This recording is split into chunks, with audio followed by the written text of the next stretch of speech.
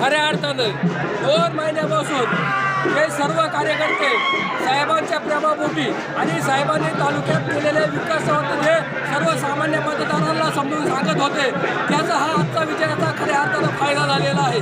त्याच्यामुळं इथून पुढं भविष्यात साहेब कधीच पडू शकणार नाही ही मी तुम्हाला ग्वाही देतो। जय भवानी, जय शिवाजी। राष्ट्रवादी काँग्रेस पक्षाचा कोण म्हणता येणार नाही।